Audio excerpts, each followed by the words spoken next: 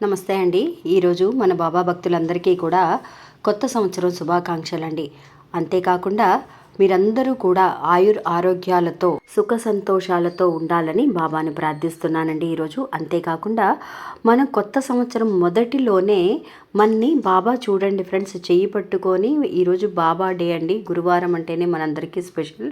అలాంటిది కొత్త సంవత్సరం నాడు 2026 సంవత్సరం నాడు బాబా రోజున మనం అందరము కొత్త సంవత్సరంలోకి అడుగు పెట్టబోతున్నాం. అంటే ఎలాంటి కష్టాలు వచ్చినా సరే నేను చూసుకుంటాను, నాతో ముందుకు రా అని చెబుతున్నారండి.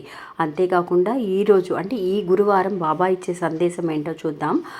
నువ్వు ఈ కొత్త సంవత్సరంలో ఎలాంటి ఒక పని చేసినా సరే, నీకు ఏదైనా సరే ఒక కన్ఫ్యూషన్గా కానీ ఏదైనా సరే సందేహం ఏదైనా ఉంది, నేను ఇది చేయగలనా లేదా అని ఏదైనా ఒక ఆందోళన కలిగితే కనుక నువ్వు నా నామాన్ని 33 సార్లు అనుకొని అప్పుడు నువ్వు ఆ పని చేయడం అనేది ప్రారంభించు అని చెప్పి ఈ కొత్త సంవత్సరం బాబా మనకి ఒక గొప్ప మెసేజ్ ఇస్తున్నారండి.